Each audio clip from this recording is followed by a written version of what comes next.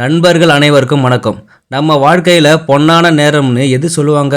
நீங்கள் காலையில் எழுந்துக்கிற அடுத்த 1 மணி நேரம் தான் பொன்னான நேரம்னு சொல்லுவாங்க.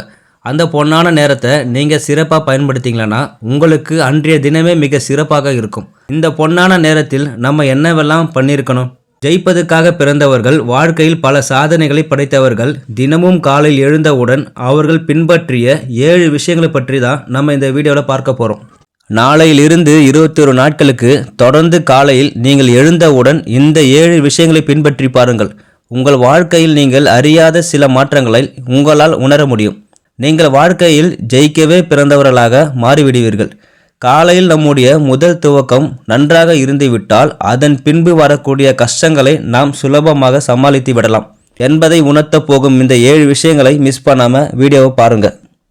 முதல் விஷயம், இன்றைக்கு 100க்கு 90% மக்கள் காலையில் எழுந்தவுடன் ஸ்மார்ட் போன் தான் பார்க்குறாங்க. நமக்கு வாட்ஸ்அப்பில் எதனா மெசேஜ் வந்திருக்கா, நம்முடைய இன்ஸ்டாகிராம் போஸ்ட்டில் எவ்வளவு லைக் வந்திருக்கு அப்படின்னு ஆரம்பித்து யூடியூப்பில் வீடியோ ஷார்ட்ஸ் அது இதுன்னு தேவையில்லாதது ஹிஸ்ட்ரியை நம்ம பார்த்துக்கிட்டே இருப்போம். நீங்கள் மொபைல், லேப்டாப், மெயில் பார்க்குறது இதுவெல்லாம் நீங்கள் தூங்கி எழுந்துக்கிற 1 மணி நேரத்துக்கு எந்த ஒரு எலக்ட்ரானிக் பொருளும் யூஸ் பண்ணாதீங்க. ஏன்னா நம்ம காலையில் எழுந்த உடனே மைண்டு பயங்கரமாக புத்துணர்ச்சியுடன் இருக்கும். இந்த டைமில் தேவையில்லாத ஷார்ட்ஸு, தேவையில்லாத இன்ஸ்டாகிராமு, தேவையில்லாத குப்பைகளை மூளைக்குள்ளே நம்ம திணிப்பதன் மூலம் நம்ம மொத்த நாளுமே பாதிக்கப்படும். அதனால் நம்ம காலையில் தூங்கி எழுந்தவுடன் 45 நிமிஷம்ல இருந்து 1 மணி நேரம் வரை எந்த ஒரு எலக்ட்ரானிக் பொருளும் பயன்படுத்தாதீங்க. வாழ்க்கையில் எப்பொழுதுமே ஜெயிப்பதற்கு காரணமாக இருப்பது மன அமைதி தான். காலையில் நீங்கள் எழுந்த முதல் நிமிடம் எதையுமே நினைக்காமல் உங்களது மூளையை அமைதியாக வைத்திருக்க வேண்டும். இரண்டாவது விஷயம், ட்ரிங்க் வாட்டர். நிறைய பேர் காலையில் எழுந்தவுடன் தண்ணீர் குடிப்பதே இல்லை. காலை எழுந்ததுமே நீங்கள் ப்ரஷ் பண்ணிவிட்டு நிறைய தண்ணீர் குடிங்க. நீங்கள் எவ்வளவு தண்ணீர் குடிக்கிறீர்களோ அவ்வளவு உங்கள் உடலும் ஆரோக்கியமாக இருக்கும், உங்கள் மூளையும் புத்துணர்ச்சியுடன் இருக்கும். தண்ணீர் குடிப்பதன் மூலம் உடல் ஆரோக்கியமாக இருக்கும்னு சொல்லுவாங்க. ஆனால் மூளை எப்படி புத்துணர்ச்சின்னு இருக்கும்னு சொல்கிறீங்க? நம்முடைய இரண்டாவது மூளைன்னு சொல்லக்கூடியது எதுனா அது நம்ம குடல் தான். தண்ணீர் குடிப்பதன் மூலம் நம்முடைய குடல் சுத்தமாகும். நம்முடைய குடல் ஆக்டிவாக இருந்ததுன்னா நம்முடைய மூளையும் இன்னும் சிறப்பாக இயங்கும். நம்முடைய குடலுக்கும் மூளைக்கும் ரகசிய தொடர்பு இருக்குன்னு சொல்லப்பட்டிருக்கு. அதனால் காலையில் எழுந்து 1/2 லிட்டர் தண்ணியனா குடிங்க. மூன்றாவது விஷயம், இரவு முழுவதும் அசையாமல் இருந்த உடம்பிற்கு சில அசைவுகளை கொடுத்து உங்களுடைய உடலை பக்குவப்படுத்திக் கொள்வது தான் உடல் பயிற்சி. நம்ம தினமும் காலையில் 20 நிமிஷம்னா உடல் பயிற்சி செய்யணும். எனக்கு தெரிஞ்ச சில நண்பர்கள் ஜிம்மில் 2 மணி நேரம் உடற்பயிற்சி செய்கிறாங்க, 2 மணி நேரம் ரன்னிங் ஓடுறாங்க, 2 மணி நேரம் சைக்கிள் மெரிக்கிறாங்க. நம்ம 2 மணி நேரம் கூட உடற்பயிற்சி செய்ய வேண்டாம், 20 நிமிஷம் மட்டும் உடற்பயிற்சி செஞ்சால் போதும். என்னால் 20 நிமிஷம் கூட உடற்பயிற்சி செய்ய முடியல அப்படின்னா நீங்கள் 1 நிமிஷமாவது தியானம் பண்ணுங்க. நீங்கள் உங்களது தியானத்தை 1 நிமிடம் முடித்துவிட்டு 2வது நிமிடம் உங்களுக்கு தேவையான நல்லதை நீங்களே பாசிட்டிவாக சொல்லிக்கொள்ள வேண்டும். எடுத்துக்காட்டிற்கு, இன்று என்னுடைய வாழ்க்கை சந்தோஷமாக இருக்கும், என்னுடைய வேலைகளை சுறுசுறுப்பாக முடிக்கப் போகிறேன், இன்று நான் கோபப்படாமல் சிரித்த முகத்தோடு இருப்பேன் என்று உங்களுடைய வாழ்க்கைக்கு எது தேவையோ அதை நேர்மறையாக ஒரு முறை உங்களுக்கு மூளைக்கு நீங்களே சொல்லி பதிவு செய்து கொள்ள வேண்டும். எல்லோருக்கும் புரியும்படி சொல்ல போனால், காலையில் கண் விழித்த முதல் 1 நிமிடம் தியானம் செய்ய வேண்டும், மனதை அமைதிப்படுத்திக் கொள்ள. 4வது விஷயம், நிறைய பேர் காலையில் குளிக்கவே மாட்டாங்க. நான் காலையில் சாப்பிட்டு தான் குளிப்பேன், நான் காலையில் 10 மணிக்கு மேலே தான் குளிப்பேன், நான் மதியம் குளிப்பேன், நான் நைட்டு தான் குளிப்பேன் அப்படின்னு தள்ளி போட்டுக்கிட்டே இருப்பாங்க. இதுவெல்லாம் தவறான விஷயம். நம் உடலில் பல நோய்கள் வருவதற்கு முக்கியமான காரணம் நம்ம காலையில் குளிக்காமல் இருப்பது தான். முடிஞ்ச வரைக்கும் காலையில் 7 மணிக்கெல்லாம் குளிச்சு முடிச்சிருக்கணும் அப்படின்னு சொல்கிறாங்க. நாம் நம்ம உடம்புல அழுக்கு போகிறதுக்கு மட்டும் குளிக்கலை. குளித்தல் என்பது குளிர்வித்தல் என்று பெயர்.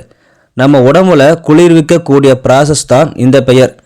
நம்ம காலையில் குளிக்கும்போது உடல் சூடு தணியும், உங்களுடைய மூளை சூடு தணியும், சிறந்த எண்ணங்கள் உதயமாகும். காலையில் நீங்கள் குளிப்பதனால ஏகப்பட்ட நன்மைகள் இருக்கும். அதுவும் 7 மணிக்குள்ளே நீங்கள் குளிச்சிட்டீங்க அப்படின்னா உங்களுக்கு நிறைய நன்மைகள் ஏற்படும். அதனால் காலையில் எழுந்து குளிப்பது ஒரு பழக்கமாக வச்சுக்கிங்க. 5வது விஷயம், காலையில் 7 மணிக்குள்ள புத்தகம் படிக்கிற பழக்கத்தை கொண்டு வாங்க. உங்களுடைய மூளையை தூண்டும் வகையில், நமக்கு உத்வேகத்தை கொடுக்கும் வகையில் உள்ள ஏதாவது ஒரு விஷயத்தை நீங்கள் படிக்க வேண்டும். அதற்காக நீங்கள் காலையில் நியூஸ் பேப்பர் படிக்கிறேன்னு சொல்லாதீங்க. நீங்கள் நியூஸ் பேப்பர் படிப்பதற்கு நேரம் ஒதுக்காதீங்க. காலையில் ஒரு நல்ல புத்தகத்தில் இருந்து 3 பக்கமாவது படிக்க வேண்டும்.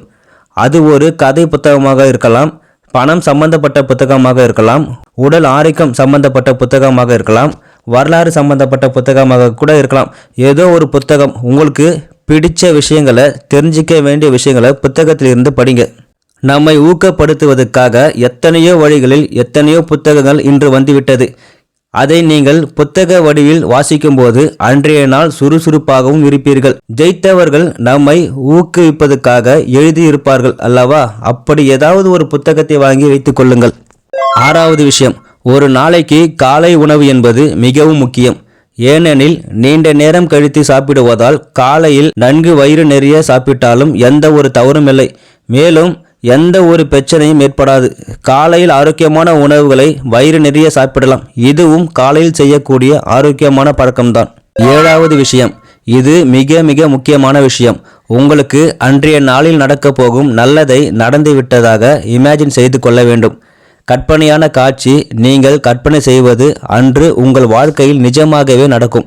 அதாவது உங்களுக்கு நல்ல வேலைக்கான நேர்காணல், அதாவது இன்டர்வியூ இருக்கின்றது. அதற்கு நீங்கள் இன்று தயாராக செல்ல வேண்டும் என்றால் நீங்கள் இன்டர்வியூவில் செலக்ட் ஆகிவிட்டீங்க. நிறைய சம்பளத்தில் உங்களுக்கு வேலையும் கிடைத்துவிட்டது.